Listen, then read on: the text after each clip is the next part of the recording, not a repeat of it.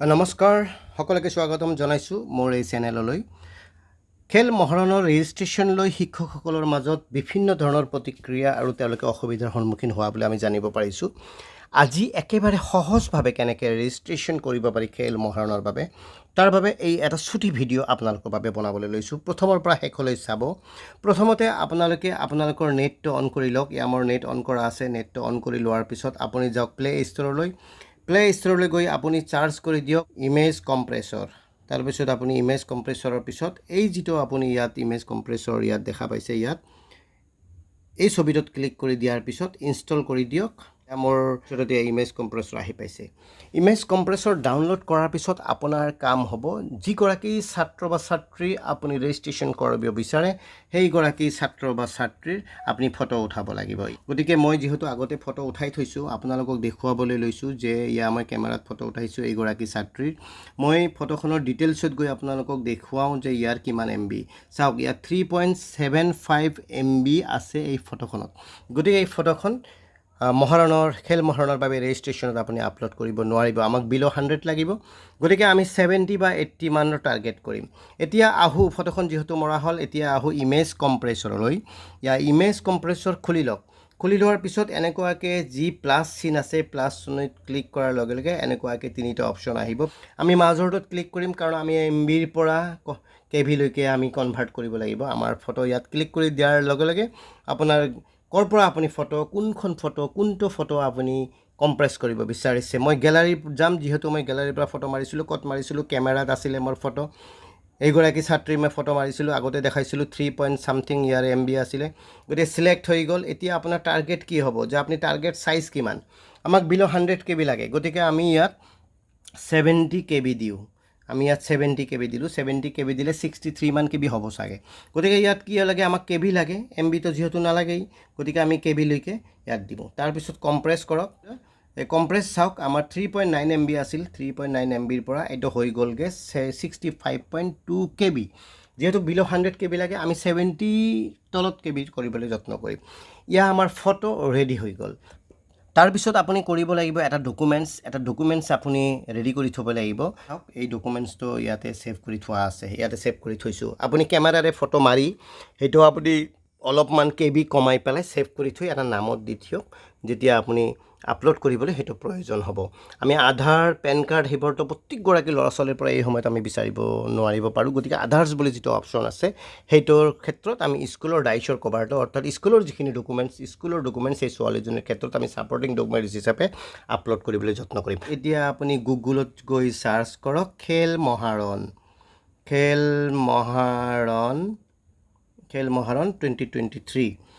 ইয়াতে চাওক কেইবাটাও অপশ্যন ওলাব খেল মহাৰণৰ। আপুনি যাব লাগিব য'ত লিখা আছে DSYWASSAM.com DSYWASSAM। ইয়াত তিনিটা অপশ্যন, 2 নম্বৰ অপশ্যনটো ইয়াত খেল মহাৰণ 2023 আছে। ইয়াতে ক্লিক কৰি দিয়ক। ক্লিক কৰি দিয়াৰ লগে লগে আপোনাৰ ইয়াত প্ৰথম হ'ব GP চিলেকশ্যন। আপুনি এইটো মোবাইল নম্বৰটো ইয়াত প্ৰথমে দি দিয়ক, কৰিব পাৰি। তাৰপিছত ডিষ্ট্ৰিক্ট চিলেক্ট কৰক। আমাৰ ডিষ্ট্ৰিক্ট যিহেতু বঙাইগাঁও, মই ডিষ্ট্ৰিক্ট চিলেক্ট কৰি দিলোঁ। তাৰপিছত আপোনাৰ কনষ্টিটুৱেঞ্চি যিহেতু অভয়পুৰী চাউথ স্কুলখনত, গতিকে GP যিহেতু মোৰ ক্লাছ ল'ৰা এই ছোৱালীজনীৰ GP হ'ল কলবাৰী। গতিকে কেলৈকে অকণমান স্ক্ৰল ডাউন কৰি আমি যাব লাগিব। কলবাৰী GP BM লিখাখিনি ছাবমিট কৰাৰ পিছত আপুনি প্ৰচিড কৰক। প্ৰচিড কৰাৰ পিছত নেক্সট খোল খালে। এতিয়া কথা হ'ল যে আমি কোনবোৰ ঘৰ ফিল আপ কৰিম। আপুনি সকলোবোৰ ঘৰ ফিল আপ কৰিবলৈ চেষ্টা কৰিব নালাগে। যিবোৰত ষ্টাৰ মাৰ্ক আছে সেইবোৰ ফিল আপ কৰাৰ যত্ন কৰক, তেতিয়াহ'লে উজু হ'ব। গতিকে ছোৱালীজনীৰ নাম ধৰি লোৱা হ'ল মাম্পী দাস। ছোৱালীজনীৰ নাম আমি টাইপ কৰিলোঁ। ফাদাৰ্ছ নেম আমি টাইপ কৰিলোঁ। তাৰপিছত থাকিব জেণ্ডাৰ ছোৱালীজনী যিহেতু ফিমেল লিখি দিলোঁ। তাৰপিছত ব্লাড গ্ৰুপটো নহ'লেও হ'ব, ষ্টাৰ মাৰ্ক যিহেতু নাই। সোঁফালে যাওক, সোঁফালে গৈ পেলাই চাওক ষ্টাৰ মাৰ্ক কোনটো আছে, খালী ষ্টাৰ মাৰ্ক ডেট অফ বাৰ্থত আছে। ডেট অফ বাৰ্থ ইয়াত ক্লিক কৰি দিয়ক। এতিয়া ছোৱালীজনীৰ ডেট অফ বাৰ্থ 2011 চনৰ। গতিকে 2021 য'ত লিখা আছে তাতে 2000 ক্লিক কৰি দিয়াৰ লগে লগে চনবিলাক আহিব। আমি স্ক্ৰল ডাউন কৰি পেলাই 2011 চিলেক্ট কৰি দিলোঁ। ছোৱালীজনীৰ যিহেতু জন্ম ছেপ্টেম্বৰ মাহত, এইটো আমি ক্লিক কৰি পেলাই ছেপ্টেম্বৰ মাহ উলিয়াই ল'লোঁ। তাইৰ জন্ম 16 তাৰিখে ক্লিক কৰি দিয়াৰ পিছত আপুনি ছেট মাৰি দিয়ক। ছেট মাৰি দিয়াৰ লগে লগে হৈ গ'ল ডেট অফ বাৰ্থ চিলেক্ট। এতিয়া কমিউনিকেশ্যন এড্ৰেছৰ ক্ষেত্ৰত ছোৱালীজনী যিহেতু আমগুৰি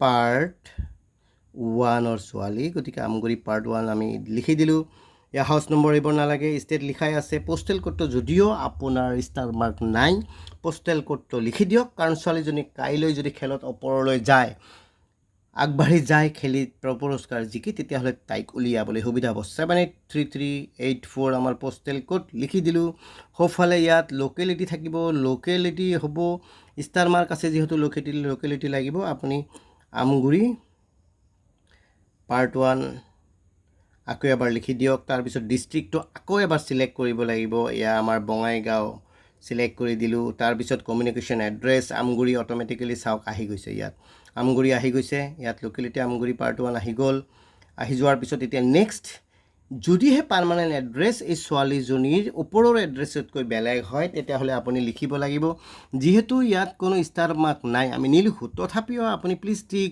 ই পাৰ্মানেণ্ট এড্ৰেছ ইজ ছেম যিহেতু আমাৰ ল'ৰা ছোৱালী ইয়াৰে হয় গতিকে আমি এবাৰ টিক মাৰ্ক কৰি দিলোঁ টিক মাৰ্ক কৰি দি পেলাই আমি এইখিনি অট'মেটিকেলি আহি গ'ল চাওক গতিকে এইটো ইয়াৰ নেক্সট আহিব কণ্টেক্ট ডিটেইলছৰ ফোন নম্বৰটো দিলোঁ মেইল এড্ৰেছ নালাগে অল্টাৰনেটিভ ফোন নম্বৰ এইবোৰ একো নালাগে আপুনি এইবাৰ স্পৰ্টছ চিলেক্ট কৰক মই চিলেক্ট কৰি দিলোঁ কাবাডী আৰু তাই দৌৰিবলৈ ইচ্ছুক 100 মিটাৰ আৰু 400 মিটাৰ মই ইয়াত চিলেক্ট কৰি দিলোঁ নেক্সট ইনফৰমেশ্যন ইয়াতে যিহেতু ষ্টাৰ মাৰ্ক একো নাই গতিকে আপুনি তথাপিও লিখি দিয়ক আপোনাৰ স্কুলৰ নাম লিখি দিলোঁ ইয়াত পশ্চিম আমগুৰি MES তেতিয়াহ'লে ছোৱালীজনী বিচাৰি উলিয়াবলৈ সুবিধা হ'ব ইয়াত লিখি দিয়ক আমগুৰি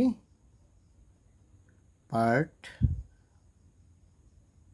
1 ইয়াত লিখি দিলোঁ ইয়াতে ষ্টাৰ মাৰ্ক একো নাই তলৰ এইখিনিত একো লিখিব নালাগে এতিয়া আপুনি পোনে যাওক ক্লিক এণ্ড ভিউ অ'কে কৰি দিয়ক তাৰপিছত আহি যাওক চাওক ইয়াত আহি গ'ল আপোনাৰ এতিয়া আহিব ইয়াত চাওক ওপৰখিনি ইয়াত আহিব এতিয়া আপলোড ডকুমেণ্টছ অপশ্যন ইয়াতে আপলোড ডকুমেণ্টছ ষ্টাৰ মাৰ্ক ইয়াত ডকুমেণ্টছ আপুনি আপলোড কৰিবই লাগিব গতিকে ডকুমেণ্টছ অপশ্যনত আপলোড কৰিবলৈ যোৱাৰ আগতে আপুনি প্ৰথমতে ছোৱালীজনীৰ ফটো আপলোড কৰিব লাগিব ফটো চাইজটো হ'ব লাগিব লেছ দেন 100 KB JPG ফৰ্মেটত হ'ব লাগিব আগতে আমি ইমেজ কম্প্ৰেছৰত গৈ ছোৱালীজনী ছাত্ৰীগৰাকীৰ ফটো আমি 70 KB লৈকে কম্প্ৰেছ কৰি থৈছিলোঁ 3.something MBৰ পৰা KB লৈকে 70 KB লৈকে কৰি থৈছিলোঁ গতিকে চুজ ফাইল ফটো সিলেক্ট কৰি দিলোঁ যিহেতু এইটো তাৰপিছত ওপৰত ডান কৰি দিয়ক ইয়াৰ ছোৱালীজনীৰ ইয়াতে ইমেজটো সিলেক্ট হৈ গ'ল বেংক ডিটেইলছ আমি পিছৰ পৰ্যায়ত দিব পাৰিম আমি গতিকে আমি এতিয়া দিম আধাৰ ভোটাৰ পেন কাৰ্ড বা আদাৰ্ছ গতিকে আদাৰ্ছ হিচাপে আমি ইয়াত চুজ কৰিলোঁ